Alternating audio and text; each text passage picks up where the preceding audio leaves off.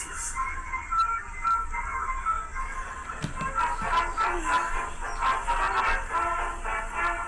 ¿Me bajas el equipaje? Está muy pesado. Sí, porque tú eres muy fuerte. ¡Ah! ¡Hay un hombre muerto! ¿Qué?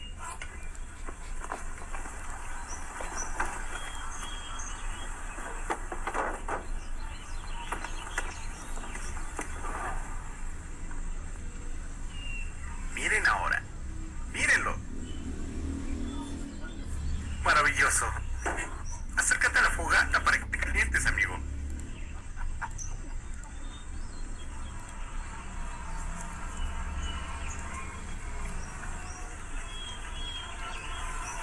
Soy Sammy. ¿Cómo te llamas? Soy Will. ¿Dónde están tus brazos? Sammy. ¿Qué, mamá? ¿Será parte del circo?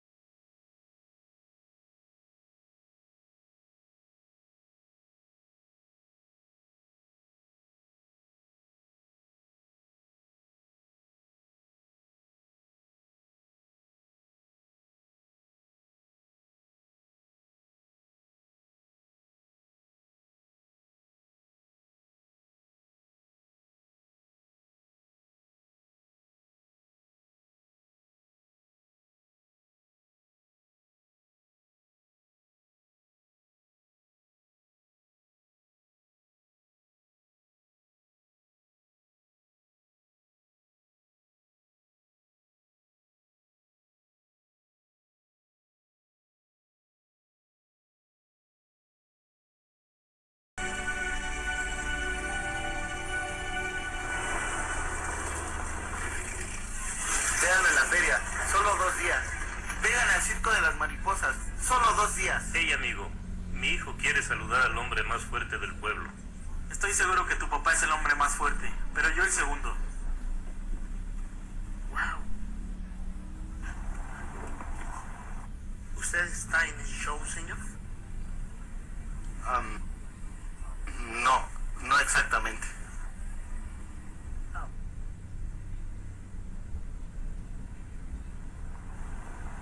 Bueno, nos vamos. Gracias. De nada.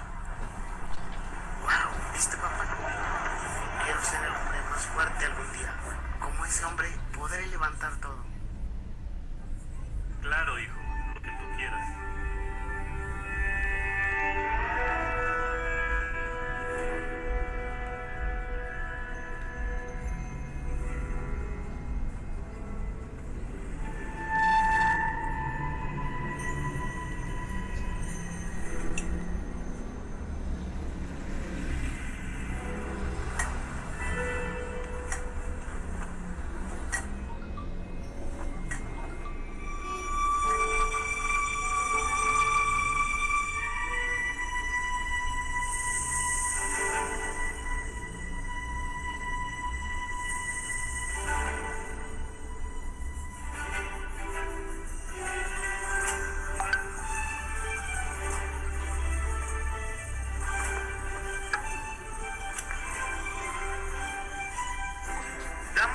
Caballeros, niñas y niños, lo que el mundo necesita son maravillas.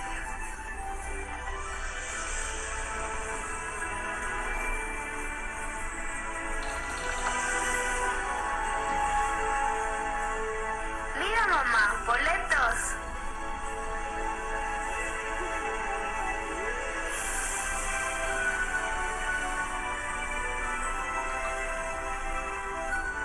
Espléndido, ¿cierto? Cómo se mueve. Con fuerza, colores y gracia. Grandioso. Pero tú, maldito de nacimiento, un hombre, si se le puede llamar así, a quien Dios le dio la espalda. Detente, ¿por qué dices eso? Porque tú te lo creíste. Si tan solo vieras la belleza de la paciencia.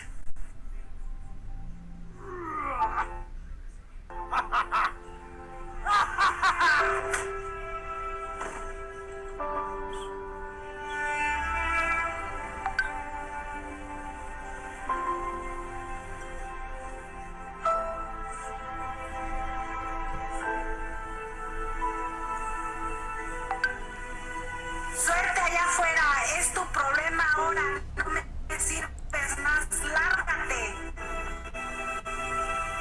A mí sí me sirves, nena. Aquí tienes.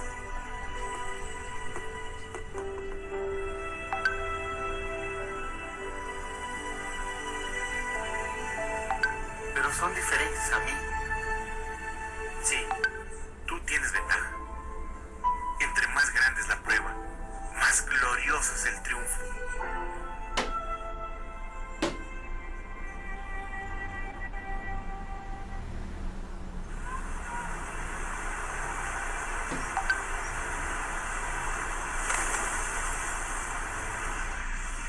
No encuentro mi mariposa. ¿Dónde está? Está ahí, en su capullo, ¿ves? Tranquilo. No la reconocerás cuando salga. ¡Oh, wow!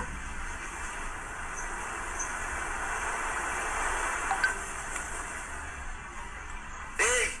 ¡Hey, George! ¡Poppy! Necesito cruzar.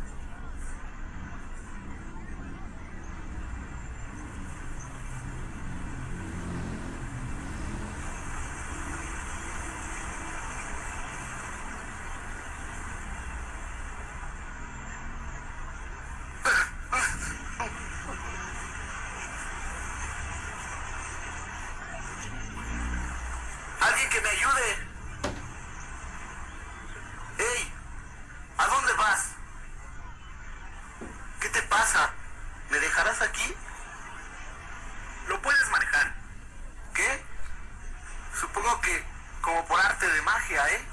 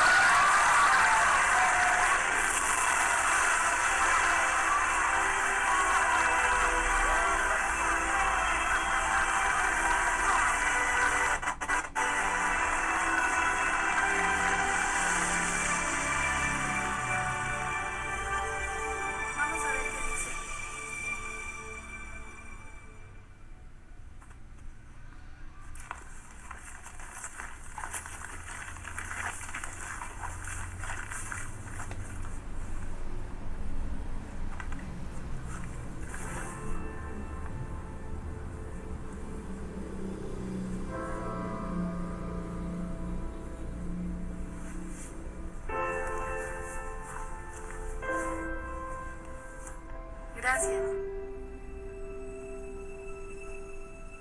¡Wow! ¿Cómo lo hace, señor? ¿Tenía miedo? Está muy alto.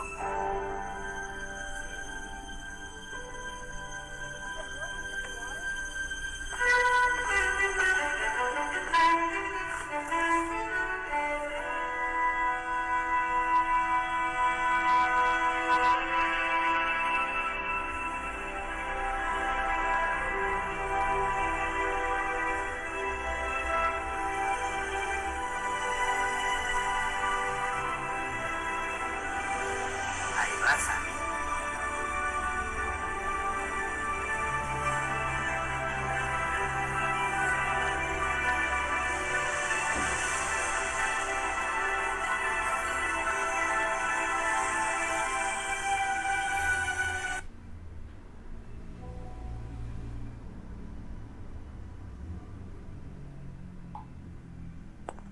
A continuación, un espacio de conversatorio con el maestro Héctor Hugo Vázquez. Él es experto en psicología y educación, con maestrías en administración pública en el Instituto Nacional de Administración Pública y Políticas Públicas en Interculturalidad de la Universidad del Valle de Guatemala, profesor de la Facultad de Humanidades de la Universidad de San Carlos de Guatemala y de la Escuela de Estudios de Posgrado en áreas de docencia universitaria e investigación. Maestro Efraín Estrada, experto en filosofía y desarrollo humano integral, diplomado en tecnología educativa y aprendizaje cooperativo, Universidad Católica de Brasil, maestría en alta gerencia y dirección estratégica, autor de artículos diversos sobre antropología del desarrollo y el libro Historia y Desarrollo en Guatemala, con estudios de doctorado en Sociología por la Universidad Pontificia de Salamanca, director académico del Colegio Salesiano Don Bosco de Guatemala.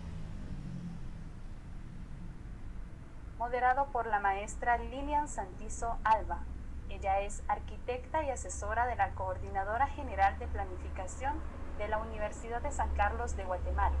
Participó en la formulación de las políticas de atención a la población con discapacidad, Secretaría de Técnica de la Comisión Universitaria para la Atención a la Población con Discapacidad del Consejo Superior Universitario. Bienvenidos, expositores y moderadora. Muy buenas noches a todos, es un gusto para mí poder estar aquí con ustedes y poder compartir un momento en este conversatorio. Buenas noches a los maestros, ¿verdad? No sé si prenden sus cámaras para que los podamos visualizar y poder llevar este conversatorio.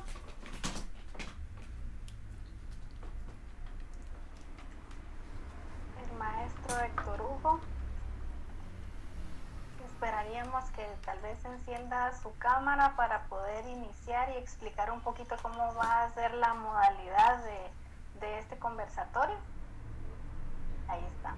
Muy buenas noches, maestros, un gusto estar aquí con ustedes y poder tener este conversatorio. Pues la idea que se tiene es poder lanzar una serie de preguntas. Para cada pregunta tenemos aproximadamente unos 10 minutos para que entre ustedes puedan dialogar respecto a la temática, ¿verdad?, que se va a lanzar en la pregunta. Después de eso, pues pasaríamos a la siguiente pregunta y al final pues daríamos un poquito de reflexión, ¿verdad?, o un mensaje final en donde podamos concluir sobre esta temática, ¿verdad? Entonces, la primera pregunta es, ¿qué factores psicosociales se evidencian en el video? Según su experiencia, nos pueden mencionar, ¿verdad? El primero sería el maestro Héctor Hugo Vázquez y de ahí posteriormente el maestro Efraín Estrada. Muy bien, muy buenas noches a todos y a todas. Me alegra mucho y agradezco la invitación a esta participación, que me parece que en esta época de pandemia pues nos es necesaria a todos. Y todos porque prácticamente somos casi incapacitados, ¿no?, por el confinamiento, por el no acercamiento social, etcétera. Pues de alguna manera todos estamos en una situación similar. Pues vean, yo después de ver el video, creo que un factor psicológico fundamental y que al iniciar el video se hace evidente, es como las personas con capacidades especiales son vistos por la sociedad como algo que provoca burla, que provoca a veces siento como pena, ¿verdad? Da pena ver a una persona en esas condiciones. Otros pues se mofan, se burlan. Yo creo que eso es algo muy importante. Y cómo ese factor psicológico que siente personas con capacidades especiales al ver esa actitud de sus semejantes va a inferir en su autoestima, en el conocimiento de sí mismo que se tiene. Al caso del amigo que está, perdón, pero me están llamando. El amigo que está perdón. Vea, creo que lo importante aquí es la autoestima del individuo. El caso de este muchacho que se presenta en el video, recuerdo que él lo menciona en un momento, no en este video sino en otro, que cuando él nace y el papá ve que le está naciendo pero no tiene un brazo, el brazo izquierdo se sale de la sala donde está naciendo él. Y luego cuando le pregunta al doctor, mire, ¿por qué mi hijo no tiene el brazo izquierdo? Y entonces viene el doctor y le dice, disculpe señor, pero él no tiene ambos brazos ni piernas. Y se desmaya el padre. Oiga, prácticamente ese es un aspecto psicológico. Inclusive él también menciona de que su madre no lo quería amamantar, como que le daba miedo, yo no sé, ¿entiende? Entonces esos comportamientos de su familia, de su núcleo más cercano, imagínense cómo puede influir en la psiquis de un individuo. Entonces en la primera parte donde él es solo un sujeto que está ahí presente, ¿no? Y que está recibiendo esos estímulos de la gente, hace que este individuo de alguna manera entre en grandes estados de depresión. Y uno deprimido pues no puede ver por el futuro, no puede entender que tiene un rol que jugar en el mundo, en la sociedad donde comparte, porque se siente excluido. Creo que eso es algo muy importante. Ese es un factor psicológico fundamental. ¿Qué pienso de mí mismo a partir de lo que me hacen sentir los demás? Y eso obviamente entra en grandes procesos de frustración y al final termina el individuo negándose. Eso es lo que podría aportar inicialmente con ese factor, ¿verdad? La influencia de la familia, de los amigos, del barrio, de la escuela, en relación con mi condición de discapacitado o de persona con capacidad diferente. Efraín, le pasaría el micrófono. Gracias, maestro Héctor. Nuevamente buenas noches a todos y a todas. De verdad creo que es un momento muy propicio para hablar de un tema que a veces se reflexiona muy poco, pero que es crucial para el desarrollo humano del estado de Guatemala. Quiero decirles que cuando analicé el video, traté de hacer una hermenéutica o una interpretación de principio a fin, donde me estuve fijando hasta en las palabras más sencillas para extraer toda la enseñanza que nos quiere transmitir. Sin embargo, voy a partir de algo que aparece en la agenda de Estado 2032 Guatemala, conocida como CATUM, y es algo que está en el Popol Vuh, que dice que todos se levanten, que nadie se quede atrás, que no seamos ni uno ni dos de nosotros, sino todos. Esto refleja, digamos, que la verdadera idea del desarrollo debe ser inclusiva e incluyente. Me llama en primer lugar la atención un factor psicosocial como el nombre del cortometraje, es decir, El circo de la mariposa. Porque todos sabemos, en el mundo biológico, la mariposa pasa por una transformación. Es decir, la oruga pasa por una crisálida que al final abre las alas y vuela hacia la libertad. Sin embargo, en un inicio, cuando el niño quiere ir al circo, aparece claramente el término, ahí hay rarezas, son raros. De hecho, en la otra traducción al inglés aparecen las oddities o curiosities. Esa rareza o esa curiosidad hace que estas personas, la mujer barbuda, el hombre tatuado o el hombre sin extremidades, se conviertan en un espectáculo. Pero, ¿qué pasa? ¿Cuál es el problema psicofilosófico del término espectáculo? Que yo puedo transformar a otro en objeto. Pues miren, este celular es un objeto, ¿verdad? La taza donde yo estaba tomando mi café es un objeto, pero ninguno de nosotros es un objeto. Nosotros somos sujetos racionales libres, con voluntad y espíritu, es decir, somos personas. No se puede interpretar a nadie, a ningún ser humano, como una perversión de la naturaleza. Y aquí voy a sacar otra curiosidad que comenté con el maestro Héctor antes de empezar este cineforo. Y es que el protagonista se llama Will. Obviamente sabemos que el idioma original del video es inglés. Pero, ¿qué significa will? Will significa voluntad. Will significa libre albedrío, testamento. Es decir, Will es bien interesante que lleve ese nombre, porque significa que él lleva una libertad y un poder interno que lo puede ayudar a cambiar. De esta manera es como se puede proyectar con flexibilidad, con fortaleza y con sueños hacia el futuro, haciendo ver que él mismo puede ser hermoso y que no tiene que ver con que le haga falta una parte de su cuerpo. Es decir, si a mí me mutilan mi mano, si a mí me quitan una oreja, si yo quedara sin la posibilidad de oír, yo seguiría siendo Efraín. Es decir, no perdería mi esencia como tal. Y eso permitiría que yo refleje o proyecte hacia afuera color, fuerza y mucha gracia.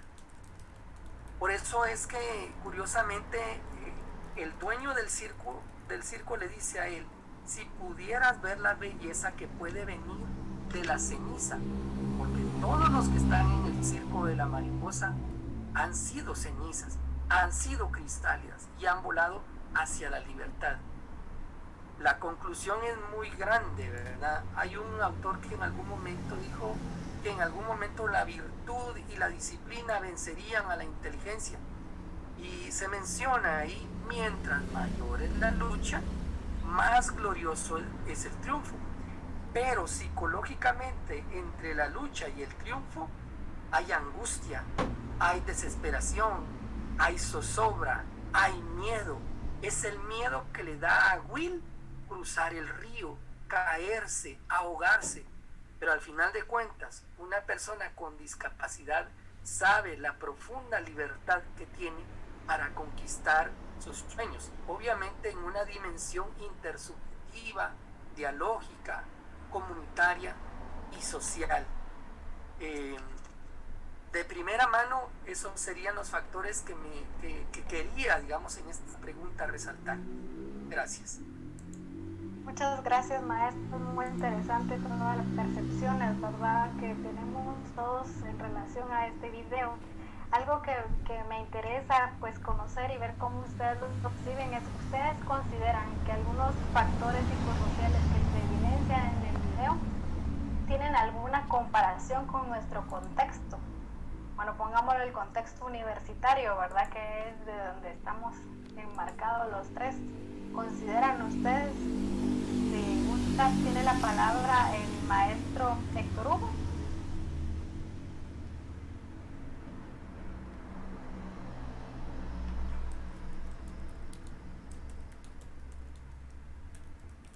micrófono, maestro. Ajá, no se le escucha, maestro. Perdón. Vea, yo creo que sí, yo diría que sería interesante conocer los resultados de la investigación que hicieron las colegas que dieron origen a esta actividad. Porque realmente cuando uno observa los elementos que se dan en el video, yo creo que un primer momento aparece un individuo sin futuro, sin proyección, sino que sencillamente puesto como un fenómeno en escena, nada más. Creo que ahí hay, ¿verdad? Entonces, ese comportamiento para mí de alguna manera economicista, de utilizar a un minusválido como alguien para poder captar recursos financieros. Ese podría ser. El otro punto creo que sería importante también algo que decía el maestro Efraín con relación a que si a la persona que tiene una capacidad diferente no se le estimula, nunca se va a desarrollar. Y eso fue lo que hizo el dueño del circo, ¿verdad? Cuando primero lo agrede, pues, porque le dice, bueno, ¿y tú qué haces? ¿Qué estás dispuesto a hacer? Míralos a los demás, todos hacen un esfuerzo, todo es trabajo, no es trabajo constante, permanente. Y en el momento que están en el río, se aclara muy bien el fenómeno, ¿verdad? Porque en el momento en que él pide ayuda para que lo trasladen a la laguna, todos, pero como que hubieran estado de acuerdo, lo ignoran. Pero esa ignorancia obviamente tenía un sentido, provocarlo, ponerlo eufórico. Y eso obviamente, pues obviamente lo que hace es darle valentía, porque eso era lo que él no podía. Ese mismo concepto, yo diría, muy débil que tenía de sí mismo, pues en ese momento surge. Esa es la capacidad de todo ser humano, que en momentos determinados, especializados, una fuerza que aparentemente cree no tener, pero que la tenemos. Y eso es lo que ocurre, y eso es lo que ocurre, y cuando él lo logra, porque ese fue un mérito propio, vean, se da otro momento eufórico, pero positivo. El anterior fue negativo, ¿no? Pero ya se da positivo cuando grita. Ese grito es pura euforia, el logro de satisfacción. Por eso las necesidades de Maslow, ¿no? El último es, lo logré. Eso es importante. Entonces yo creo que en el aula, en nuestras aulas, ahí en el contexto universitario, en una oportunidad, los días sábados, yo tuve un grupo de 10 estudiantes que eran sordomudos y llevaban siempre con una persona, así como está el compañero del licenciado Sergio Parada, ayudando a las personas con ese déficit. Y entonces yo veía que ella, todo lo que yo decía, lo iba trasladando y todos lo iban entendiendo, pero de repente, no sé, los que me conocen como profesor, a mí me gusta mucho, no mucho, pero bueno, equilibrio, el humor. Y entonces contaba un chiste y ella no lo pasaba, no se los trasladaba. No sé cuál era el criterio, pero no se los pasaba. Y entonces todos estaban riendo en el aula, que eran como 40, 50 más, y ellos 10 calladitos. Y empezaron a verse, y empezaron a ver a los demás. Y entonces empezaron a levantar la mano con su traductora, ¿no? Y decían, ¿por qué? ¿Por qué se estaban riendo? Y hasta entonces ella les contó el chiste, pues, que hacía la sociedad, que hacía con el humor. Y al contárselos todos empezaron a reírse y los otros estaban callados, viéndolos.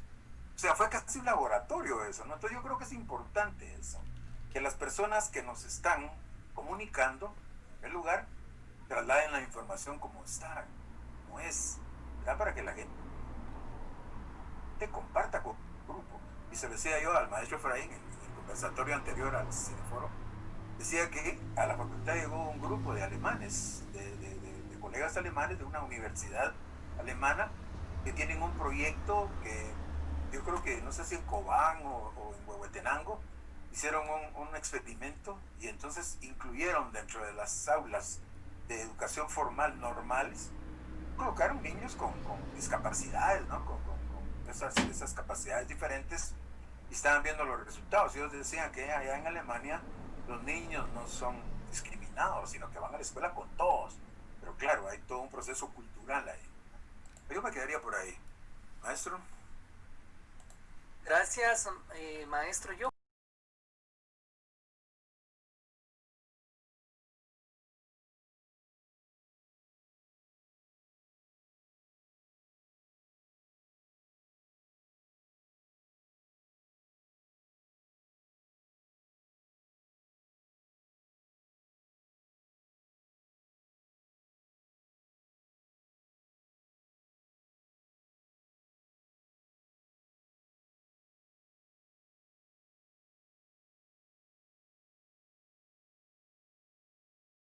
un proyecto que precisamente está proyectado hacia aspectos fundamentales de la vida de las personas con discapacidad y aborda algunos ejes como desarrollo humano, derechos, porque no es lo mismo desarrollo humano, derechos humanos y condiciones inclusivas. Y es que fíjense que aquí hay cosas curiosas del Estado de Guatemala, porque si bien es cierto, tenemos una agenda de Estado más que política y de gobierno que cumplir, hay cosas que nos obligan como compromisos a atender esta situación por dignidad de todos los guatemaltecos. Tenemos obligaciones internacionales ratificadas como la Convención de los Derechos de las Personas con Discapacidad, las recomendaciones hechas al Estado de Guatemala por el Comité de los Derechos de las Personas con Discapacidad y también en la Agenda 2030 de los ODS. Me parece que 3 de los objetivos abordan el problema de atender esta situación de las personas con discapacidad. Es decir, no puede haber discriminación política, legal, sino debemos vivir una cultura incluyente respecto de este problema que tenemos. Y es aquí donde quiero abordar el tema de la educación.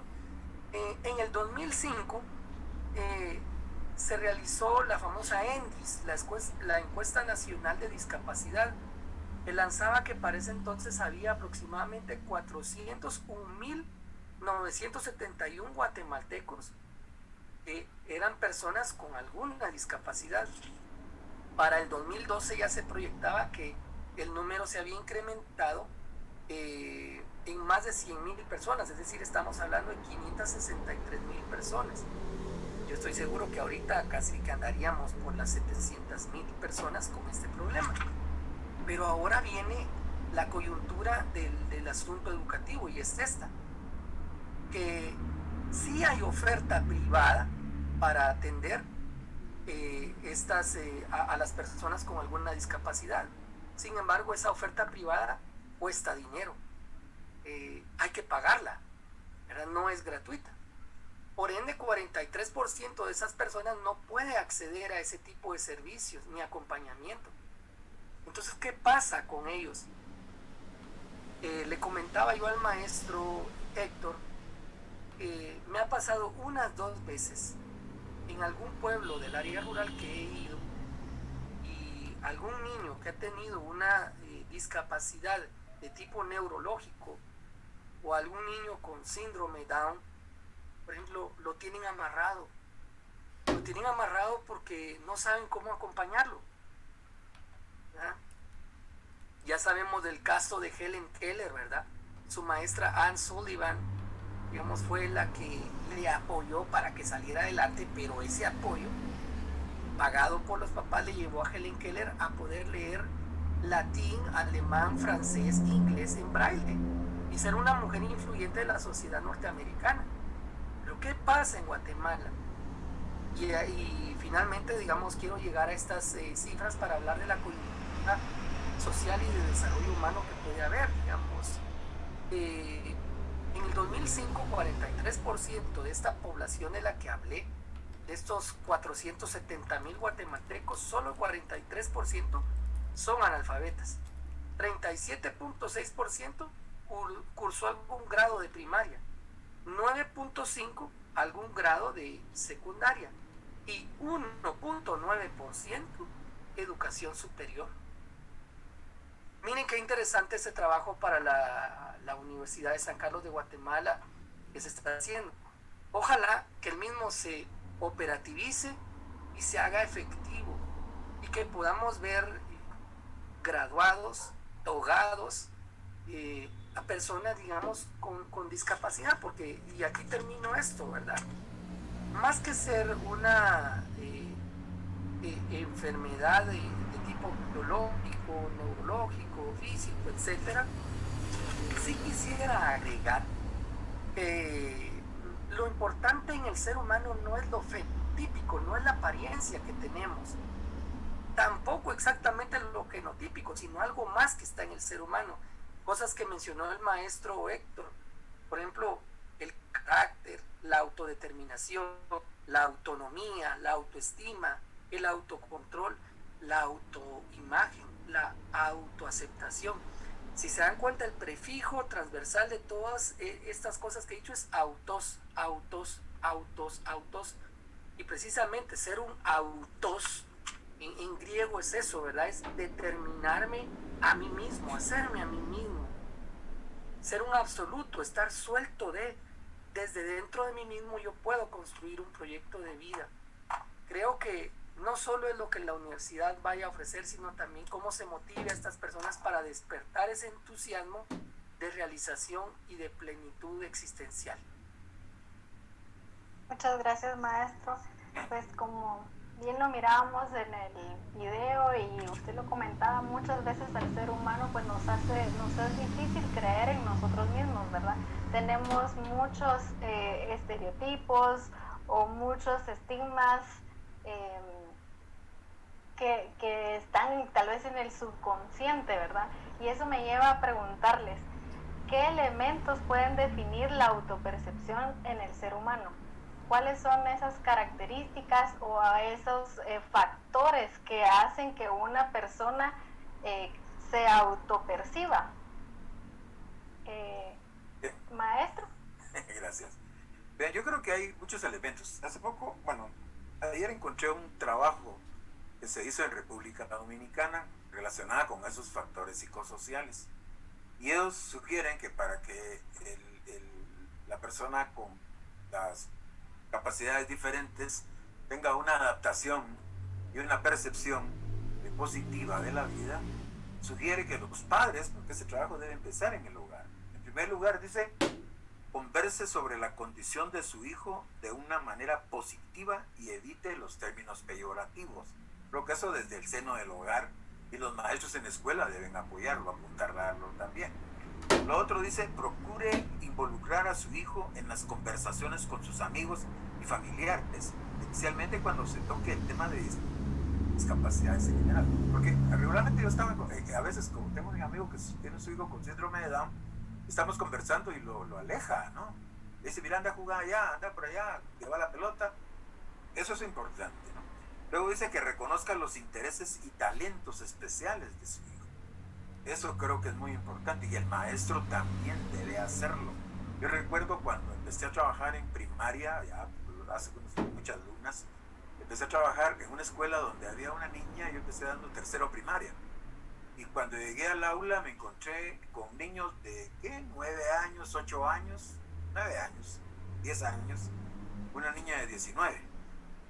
Era obvio que la niña tenía trastorno mental, o sea, déficit mental, obviamente. Y entonces le hablé al director y le dije, mire, disculpe, pero la niña a mí no me va a ganar. Si apenas lee, apenas escribe, yo no sé cómo ganó primero y segundo. Bueno. Y entonces digo, no, es que la mamá es muy necia y no sale de la escuela hasta que le inscribamos y como tiene derecho, pues está bien, ok. Pero al final del mes entregamos notas y llegó la mamá y yo conversé con ella. Y le dije, mire, señora, ¿qué espera usted de su hija? Yo lo que quiero es que gane sexto año y de ahí a ver qué hacemos. Mire, le dije, va a ser muy difícil que le gane el sexto año. Yo la he observado y veo que tiene mucha habilidad, mucha destreza manual. ¿Por qué no busca un centro donde le den capacitación? Porque ella no necesitaba formación. Y le sugerí el INTECAP. Y vean ustedes, a la semana siguiente la niña ya no llegó a clases. Al final de año, cuando los niños estaban recibiendo su diploma, llegó la niña, ¿no? Con un edredón que había bordado, o sea, le enseñaron a bordar e hizo un edredón. Y como ustedes se acuerdan, en las escuelas primarias algunas mamás le dan regalitos a los maestros, ¿no? Por haber actuado como docente. Yo dije, me rayé con ese mi edredón, ¿verdad? Bordado.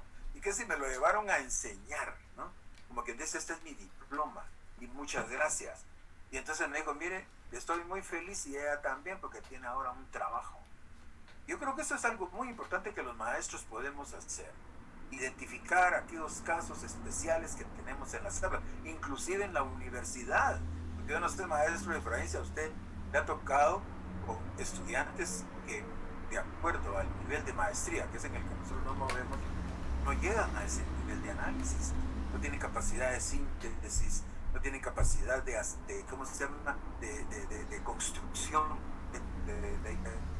y de interpretación de conceptos complejos, no lo tienen. Entonces, y eso gente está luchando. Yo digo, bueno, hasta en la universidad se da. Recuerdo que un caso hace unos años en la Escuela de Trabajo Social, una graduada de Trabajo Social, bueno, no graduada, perdón, estaba haciendo su examen de graduación cuando los profesores ahí se dieron cuenta que era disléxica. Oiga, ¿cómo una persona que pasó toda la carrera ganó si tenía dislexia? Acuérdense que la dislexia es un trastorno, ¿no?, de la lectura, de interpretación. Entonces, ¿cómo puede llegar? Entonces yo creo que ese es un fenómeno que en nuestra sociedad se está dando, y en todos los niveles, y los maestros como que se hacen de la vista gruesa y los dejan pasar porque son buenos maestros, pero no, yo creo que ahí tenemos que poner un mal. Otro elemento que en esa investigación que se hizo en República Dominicana se plantea que se deben evitar comparaciones desfavorables o ambiguas en relación a mi niño con discapacidad y al otro que es normal, entre comillas, por supuesto, ¿no? Y finalmente dice que respete la necesidad de su hijo a tener privacidad y tiempo para estar solo. Creo que esos son elementos fundamentales que si logramos desarrollarlos, los individuos que tienen esta condición van a tener una buena percepción de sí mismos y por lo tanto una buena autoestima, ¿verdad? Hemos visto ahorita en Facebook, me ha llegado ahí, niñas con síndrome de Down que toca violín, otra que hace danza.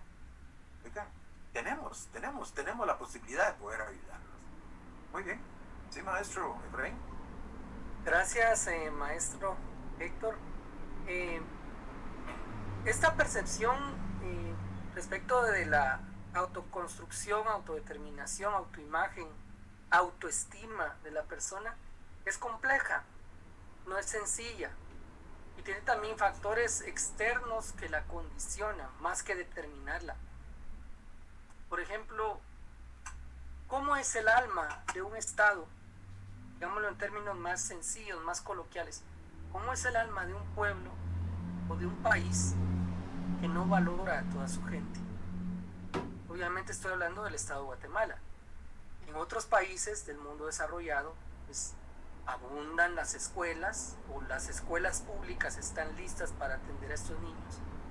Las maestras y maestros que atienden, digamos, personas con discapacidad son especializados, tienen licenciatura, el Estado tiene esa cobertura. Pero ahí vemos, digamos, el aprecio que existe.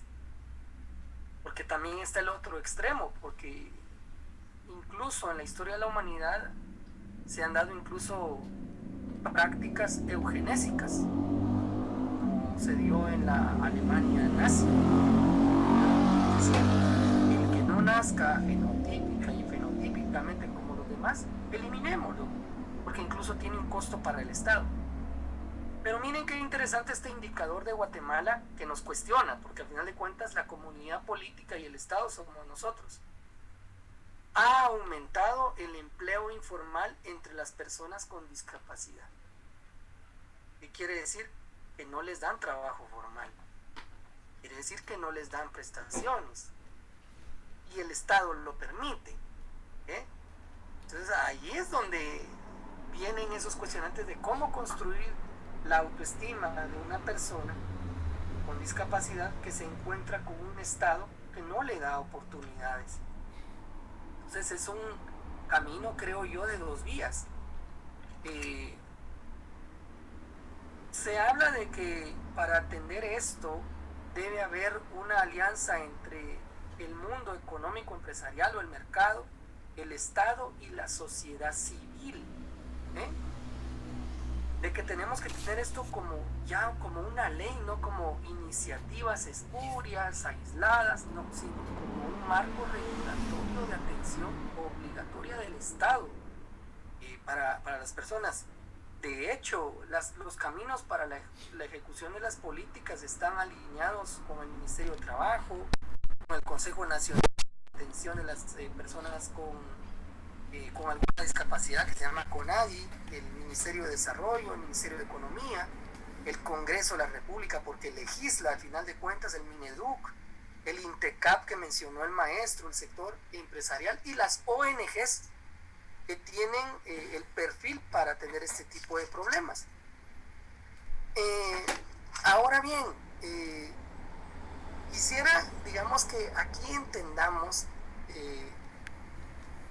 que el desarrollo de estas personas para lograr, digamos, su autoestima, su autoimagen, su crecimiento personal, se debe entender dentro de un nuevo paradigma de desarrollo. Es decir, no es el paradigma de desarrollo economicista de hace unos 20 años, sino que es la nueva idea de desarrollo humano.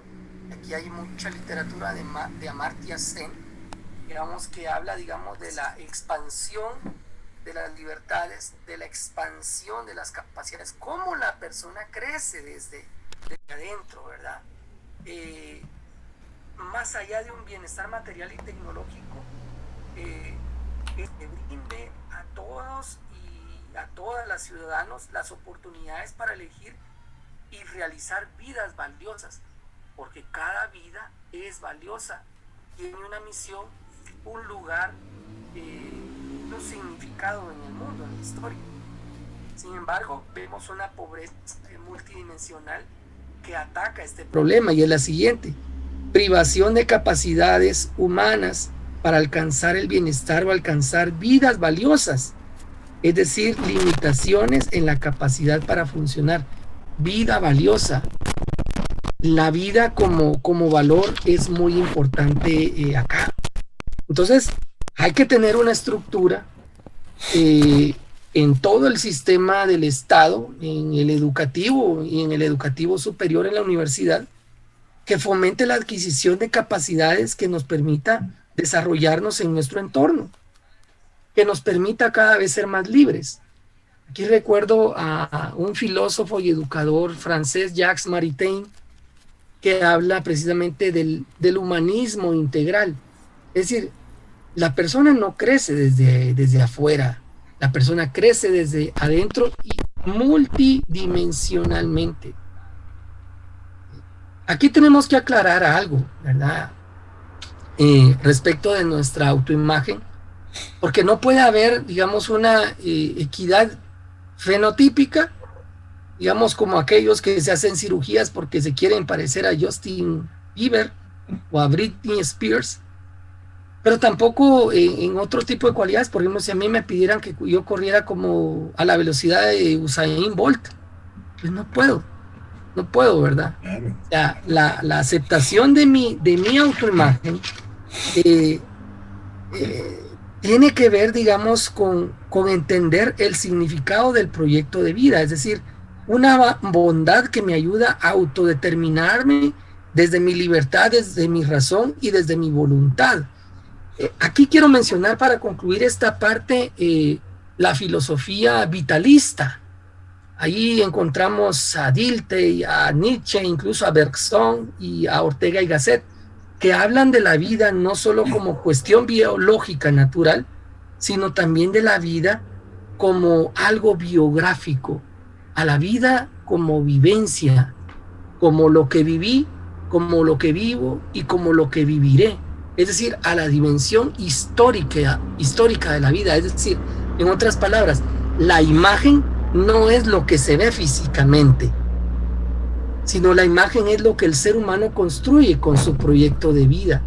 Cómo alcanza sus sueños, sus anhelos, sus aspiraciones, cómo se enfrenta con el futuro desde su dimensión histórica. Es decir, porque a veces pensamos, autoimagen es aceptarme como yo me miro. No, cuidado. Es algo más profundo, es aceptar el proyecto de vida, ¿verdad? Porque si fuera biológico, diríamos, no estoy contento como yo me miro. No estoy contento porque estoy envejeciendo, porque estoy perdiendo capacidades por la edad. Me siento feliz y contento conmigo mismo por mi estructura histórica, biográfica, lo vivido y lo que viviré, y por ende lo que aportaré. Ahí me quedaría en este momento. Muchas gracias, maestro. Muy interesantes sus palabras y cómo tenemos que percibirnos como ese todo, ¿verdad? Interlazado, digamos, entre lo que ya hemos vivido, lo que lo que estamos viviendo y lo que nos hace falta, digamos, y cómo nosotros mismos vamos construyendo nuestra vida, nuestra imagen y nuestro desarrollo. Pero también no podemos dejar de lado de que el entorno en sí también nos limita o nos encierra o nos engloba con algunos elementos o características, ¿verdad? Que hacen que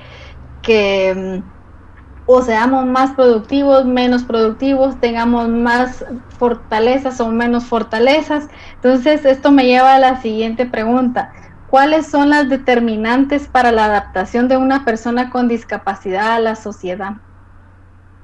Bueno, yo creo que algo mencioné en mi intervención anterior en relación a esas determinantes, pero creo que lo fundamental es información para la sociedad.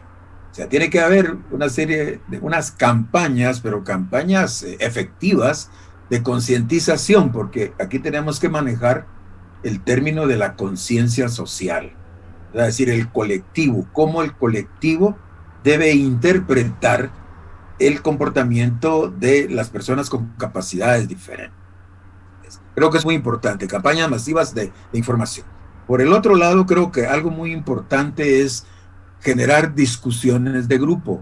Eso en todos los ámbitos sociales deben de generarse, y hay que tocar el tema de la discapacidad, porque el problema es ese, que parece ser de que en nuestra sociedad, como decía el maestro Efraín, como que se esconde el problema, escondemos a los niños o los internamos en centros especializados y ahí los abandonamos. No, yo creo que hay que hacer conciencia colectiva en función a discusiones sobre qué pensamos realmente. Dentro de mi ser profundo, ¿qué pienso en relación con las personas que tienen discapacidad? ¿Cómo puedo yo ayudarlas? Porque el problema es de todos, es de la sociedad, ¿no? Entonces, para mí eso sería lo interesante.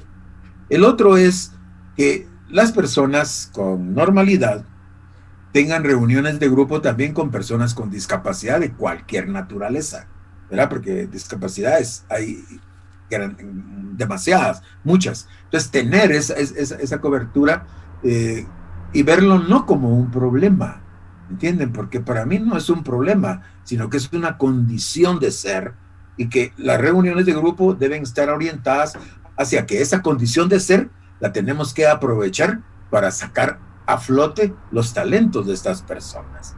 Creo que es importante los famosos juegos de rol que se pueden hacer y que se pueden en diferentes comunidades. Recuerden ustedes de que en Guatemala tenemos un problema, ya lo decía Segeplan cuando hace análisis del desarrollo sostenible en Guatemala. Aquí hay dos Guatemalas. Está la rural y está la urbana. Y las diferencias entre cada una de ellas son inmensas. Es decir, donde la mayor pobreza, el mayor analfabetismo, la mayor discriminación, etcétera, el hambre, etcétera, está en las áreas rurales, a donde el Estado, que obviamente que es un Estado muy selectivo, pues no hace inversión social. Y lo decía el maestro cuando hablaba de las ODS, ¿verdad? Los Objetivos de Desarrollo Sostenible, pues tienen planteado que para el 2032, al unísono con el CATUM, pues las condiciones esas cambien. Pero déjenme decirles algo. En los años 90 se plantearon los objetivos del milenio, que terminaron en el 2020. Y cuando se ve, yo estaba leyendo los resultados de Guatemala en cuanto al logro de metas, de porcentajes, wow, no llegamos ni al 50%. Y están todas esas condiciones, inclusive la gente con discapacidad está incluida. Entonces, o sea, cuando tenemos un gobierno que no hace inversión en la sociedad, oiga, los problemas se agudizan. ¿Entiendes? Eso creo que es muy, muy importante. Yo estaba leyendo ayer que, por ejemplo, Naciones Unidas en el 2000 planteó que en el planeta habían 50 millones de personas con discapacidad. 50 millones. Eso fue en el 2000, hace 20 años. ¿Cuántos habrá hoy? Ese problema no se ha resuelto, ¿no? Ahí creo que es algo muy importante. Por otro lado, creo que una determinante fundamental para que esta gente se inserte en la sociedad es la integración escolar y profesional. Tenemos que integrar a la gente con capacidades diferentes en el trabajo. hoy la gente no contrata a minusválidos, pero lo que pasa es de que no hay conciencia colectiva, no hay información de qué pueden o qué no pueden hacer estas personas. Eso es muy importante, ¿no? Yo el año antepasado tuve una no vidente en mi grupo y ella era pastora o pastora evangélica y llegaba siempre con un adolescente que eran sus ojos, y ahí estaba sentado a la par de ella, ¿no? Y esta señora, porque era señora, ¿no? Cuando tenía alguna dificultad, bueno, llegábamos a la tutoría y ella me decía, mire, Lick, ¿sabe qué es lo que pasa? Porque yo le daba el curso de política y planeamiento educativo. Yo no entiendo la relación que hay entre una política educativa, el Ministerio de Educación y la escuela donde hoy yo doy clases allá en la aldea. Oigan, yo le estaba hablando en el curso de algo muy abstracto, de algo muy teórico, que ella en su experiencia no vidente no lo lograba percibir. Y entonces le manifesté, vea, la presencia de usted en la universidad es precisamente para eso, para que trate de entender que allá en la escuelita, en cualquier aldea, hay una política educativa que le está dando lineamientos para su trabajo. Y si esa política educativa dice que tiene que aceptar, que tiene que utilizar metodologías específicas para personas con capacidades diferentes, usted lo va a hacer, pero usted está viniendo a la universidad. La mayoría de maestros allá en las aldeas no lo saben. Entonces no ven ese nexo, no lo pueden interpretar. Pero también tenemos un estado ciego, ¿no? Aquí en Guatemala, desde la apertura del 86, ¿no? 85, de la firma de los acuerdos de paz, hasta el día de hoy, ninguna política educativa ha sido evaluada a partir del impacto que ha generado en la sociedad. Y si usted ve los indicadores de calidad educativa, veamos los resultados de las pruebas de matemática y de idioma que hacen anualmente, que este año creo que fueron suspendidas por la pandemia. ¿Cuáles han sido los resultados? Y siempre salimos deficitarios, siempre salimos de, o sea, la calidad no mejora. Esas son variables importantes, ¿no? Otro elemento fundamental es que a las personas con capacidades diferentes se les incluya, se les inserte en actividades sociales y culturales, ¿verdad? Porque ya dijimos, y lo vimos en la experiencia del video del circo, el muchacho que no tenía extremidades, sí pudo jugar un rol. Y eso de subirse a 150 metros y dejarse caer en un balde de agua, wow, para hacer eso se necesita valor, ¿no? Espíritu, ¿verdad? Espíritu libre, ¿eh? Oiga, ahí hay un gran mensaje, ¿eh? Pero ¿de dónde le vino el mensaje? Del dueño del circo. Porque si ese dueño del circo no se hubiera preocupado por él hubiera seguido siendo una estatua, ¿verdad? Ok. Y por último, yo creo que un elemento fundamental es desarrollarle su autoestima. Ya decía el maestro Efraín, no se trata de que me mire un espejo y me mire bonito, me mire feo, me mire regular. Bueno, también influye. Acuérdese de Michael Jackson.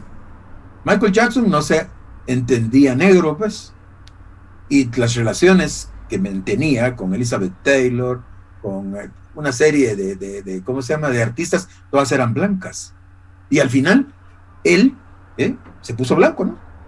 Bueno, se le caía la nariz, se le caía la oreja, se le caía todo, pero bueno, él, cuando se le preguntaba a él, bueno, ¿cómo te sientes? Pues yo me siento bien, ¿verdad? Y cuando murió, sacaron un artículo ahí, donde encontraron diferentes narices que eran las que se ponía cuando hacía un espectáculo, un show. Pero además, recuérdense, su yo interno no era muy sano. Oigan, era pedófilo. Y eso está demostradísimo. O sea, a veces ese análisis interno que uno puede ser a partir de lo que yo quiero, de mis apetitos, de mis desviaciones, ¿verdad? Porque el ser un criminal, le pregunto a un criminal, ¿cómo te sientes? Pues yo bien, nítido, ¿verdad?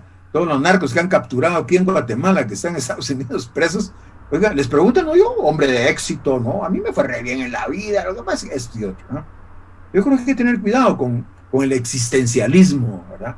Porque yo creo que es importante eso. Está bien vernos fuera, vernos dentro, pero tenemos que tener conciencia individual y conciencia colectiva para poder tener una imagen y una autopercepción clara de lo que soy, y a partir de lo que soy, proyecto lo que deseo hacer. Nada más. Gracias. Ya no sé qué decir porque lo dijo todo. Bien, esta inserción de la persona la quiero abordar desde el plano sociopolítico de una filosofía personalista. En primer lugar es interpretar a la persona como absoluto, absolutum, digamos la misma palabra, indica que la persona está suelta de, absolutum significa suelto de, es decir, la persona por sí, en sí y para sí, está libre de cualquier atadura, incluso religiosa, que a veces puede ejercer tanta influencia, ¿verdad? La dignidad entonces no nos viene de afuera, la dignidad ya está en la persona, ya está en la persona. Por ende, digamos, esa dignidad de la persona está por encima de cualquier religión, por encima de cualquier ideología, por encima de cualquier sistema político, económico y sobre cualquier institución del Estado, la persona. De tal manera que hay que hacer una lectura de que todo en el Estado, las empresas, las escuelas, los colegios, las universidades, están al servicio de la persona. Y si están verdaderamente en su mística al servicio de la persona, el primer servicio que le deben dar es integrarla y hacerla parte del desarrollo, del crecimiento y por ende del progreso. Es decir, pasar de una manera de ser a otra manera de ser. Pero esa otra manera de ser significará siempre estar arriba, estar mejor, haber alcanzado algo nuevo, crecer, porque no estamos llamados a ser estáticos. Hay un filósofo español, Javier Zubiri, que se hace dos preguntas muy interesantes respecto del proyecto de vida del ser humano y la construcción de su personalidad. Son, ¿qué va a hacer de mí y qué voy a hacer de mí? Pero también significaría acá, ¿qué voy a hacer con los demás? ¿O qué van a hacer los demás conmigo? Porque no solo leemos aquí que somos gregarios, sino que estamos abiertos, como decía Aristóteles, a ser animales politicones y por ende a la vida en la sociedad. Y de aquí se derivan algunos principios sociales fundamentales para integrar a las personas con discapacidad. Ya dijimos, son personas, tienen que estar en una estructura solidaria y en una estructura subsidiaria. ¿Qué significa eso de subsidiario? Dentro de la justicia distributiva del Estado, por ejemplo, de los impuestos que recauda el Estado, hay personas en las que hay que invertir más. Y eso no significa que sean los favoritos del Estado o que el Estado los esté poniendo en primer lugar. Es que necesitan ese apoyo. No es lo mismo ser maestro de primaria urbana, por ejemplo, que puede atender niños en una escuela donde hay 30 alumnos, a ser una maestra que va a ser una maestra sombra, no para un niño que tiene autismo. Esa maestra necesitará otras capacidades. No significa que un maestro deba ganar menos y el otro más, pero si ustedes van a preguntar a las instituciones privadas que atienden niños con autismo, yo el año pasado visité un colegio que estaba en la zona 14 porque me invitaron a una charla y la mensualidad casi era de $2,000. Entonces, imagínense un niño autista sin recursos, entonces no puede. Y si va a una escuela numerosa donde hay un volumen grande en cada, entonces no. ¿Cómo lo vamos a integrar? Entonces, subsidiariamente el Estado debe atender a aquella población que tiene necesidades especiales, pero atenderla con cualidad, capacidad y competencia, es decir, hacerlo bien para integrarles al desarrollo. para que cada quien viva como lo que es, según su dignidad absoluta, es decir, ser persona. Esto nos acerca a la revolución personalista, ¿verdad? Y en la revolución personalista simplemente vamos a recordar un principio que es regla de oro. Haz a los demás lo que quisieras que quisieras para ti. No trates al otro o no le hagas al otro lo que no quisieras para ti. Lo que dice Kant en su imperativo categórico, es decir, nunca mires al otro como un medio, míralo como un fin. Es decir, tenemos que entender que el Estado debe asumir compromisos legales, políticos y operativos que generen, digamos, ambientes, circunstancias, espacios, programas responsables, sostenibles, es decir, que no dependan del gobierno de turno para atender a las personas con capacidades distintas o personas con discapacidad para que se integren al desarrollo, ¿verdad? Pero en una postura y en una visión, digamos, dialógica, social, donde vamos a reconocer la dignidad y la necesidad también que tenemos de todos los seres humanos sin excluir a nadie. Se dice que la cualidad más noble en el personalismo y más elevada de la persona no es la inteligencia, sino la voluntad y el corazón, que implica una primacía de la acción y permite dar una relevancia filosófica al amor. La persona no puede ser egoísta y sus capacidades siempre van a estar al servicio de los demás. La persona necesariamente convive y se desarrolla con los demás. Como yo soy filósofo, ¿verdad? O profesor de filosofía, diría, digamos, que una persona a la que queremos aislar, como pasó con el caso de Oksana Malaya en Ucrania, digamos, esta niña que fue criada por perros, ¿verdad? Al final de cuentas la niña se comportaba como perro, es decir, estar aislada del desarrollo humano la transforma en una bestia.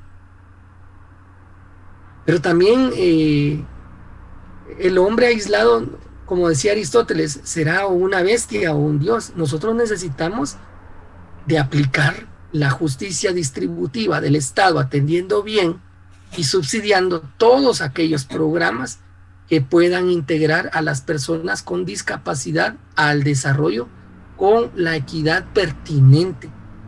Por eso les digo, ojalá que este programa que ustedes están, o este estudio que están realizando, este proyecto, se operativice y se vean frutos, ¿verdad? Y se vean frutos. Los que hemos tenido que atender en algún momento a una persona con discapacidad sabemos que hay que ser muy pacientes. Hace algunos años en el colegio Don Bosco tuvimos a un joven que tenía un problema muy serio de la vista. Y entonces sus exámenes, ¿verdad?, los teníamos que ampliar en la fotocopiadora. En la fotocopiadora y prácticamente aumentarlos 10 veces, ¿verdad? Entonces él hacía su examen, digamos, con un cartelón, ¿verdad? Porque era lo que él podía leer. Y cuando estaba en clase, pues eso significa aprendizaje cooperativo, ¿verdad? Algún compañero que estaba a la par, que le ayudaba a algún amigo, a veces de estos muchachos o jóvenes que pues aprenden bien, o simultáneamente le iba explicando, ¿verdad? Porque las aulas tenían 35, 40 alumnos, y entonces de una vez le iba explicando. Es decir, sí se puede, pero debe haber una voluntad social y una capacidad de desprendimiento de los recursos para atender bien la situación. Gracias. Muchas gracias, maestro. Realmente todas sus palabras pues muy, muy sabias, ¿verdad? Y nos dan una mayor perspectiva de de cómo el entorno sí marca y se tiene mucho que hacer, digamos, como sociedad guatemalteca para darle para integrar a la sociedad a las personas con discapacidad y para que se respeten los derechos humanos y las libertades, digamos, de cada una de estas personas con discapacidad. Para finalizar, debido al tiempo, pues quisiera solicitarles, ¿verdad?, si brevemente tienen algún mensaje para dar respecto al video, cómo ustedes como ser humano, como Efraín Estrada y como Héctor Hugo Vázquez percibieron el cortometraje. Bueno, la percepción que yo tengo del cortometraje es que debe de hacerse masivo. Esta es una muy buena experiencia para despertar la conciencia social de nuestra sociedad hacia las personas con capacidades diferentes. Maestro. En el caso del cortometraje, sí, motivarles a que esta actividad la hagan más seguida. Sería interesante que algún día los expositores no seamos nosotros, sino que sea al revés. Es decir, el protagonismo lo tenga una persona que, como el licenciado Sergio Parra lo esté diciendo con señas, y tal vez nosotros seamos los que lo traducen, ¿verdad? Sería interesante esto. Y que la mayor audiencia fueran, digamos, personas tal vez que tienen esta discapacidad. Luego, digamos, entender este circo, digamos, más que un espectáculo, como una transformación de vidas. Porque todos, el hombre más fuerte era el impaciente y agresivo, que se transforma en un hombre bondadoso. El anciano despreciado se vuelve protagonista en el circo con el trapecismo, ¿verdad? La mujer que aparece ahí, que le tiran una ficha, digamos, es una mujer, digamos, que se ve que está en un lugar donde es explotada quizás sexualmente, y luego se realiza, digamos, como alguien que, digamos, casi que puede volar en el aire. Y creo que también el hombre sin extremidades entiende eso, ¿verdad?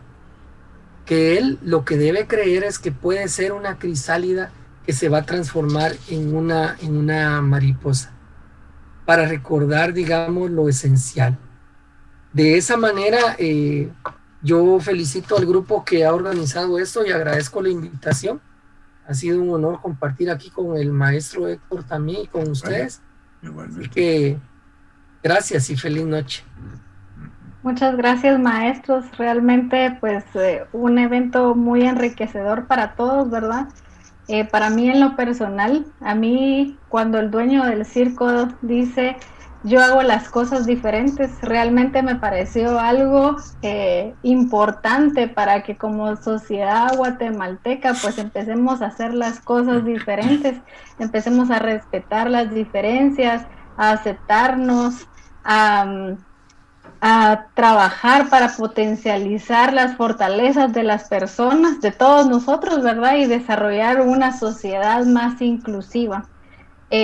La Universidad de San Carlos de Guatemala en el 2014 aprobó la política de atención a la población con discapacidad, asumiendo esa responsabilidad, ¿verdad?, con las personas con discapacidad de asegurar y promover el pleno ejercicio de todos los derechos humanos y las libertades fundamentales de las personas con discapacidad, sin discriminación alguna, creando oportunidades de integración, desarrollo y participación comunitaria en toda la universidad por medio de estrategias coherentes, programas y proyectos integrados para el desarrollo del área de la investigación, la docencia, la extensión, la administración, territorio, infraestructura y la planificación y seguimiento. Entonces, como universitarios sancarlistas, pues debemos seguir, como bien lo dijo el maestro, esos grandes lineamientos que ya están dados y que ya están establecidos y aprobados por el Consejo Superior Universitario, en donde podemos tener una universidad inclusiva, una universidad diferente y hacer las cosas diferentes, como bien dijo el dueño del circo. Entonces yo les agradezco a ustedes su participación, agradezco a las compañeras organizadoras por la invitación y pues prácticamente dejo en el uso de la palabra a la presentadora. Muchas gracias. Es el cierre del conversatorio, un agradecimiento a los expositores y moderadora. También agradecimiento al Instituto de Investigaciones Humanísticas, dirigida por el maestro Vidal Méndez Pérez. Agradecimiento a la coordinadora de proyectos de investigación de la DIGI, la doctora Sandra Herrera. Agradecimiento al intérprete de señas, licenciado Sergio Parada. Un agradecimiento al Departamento de Educación Virtual de la Facultad de Humanidades, dirigido por la maestra Carla Valdés y acompañada por la licenciada Ligia Miranda. Un agradecimiento a la audiencia y las indicaciones que se les dan es verificar en el chat de esta transmisión, dar clic en el enlace de formulario de Google para registrar su participación y recibir una constancia de este evento. Muchísimas gracias por su asistencia, que tengan una excelente noche. Gracias.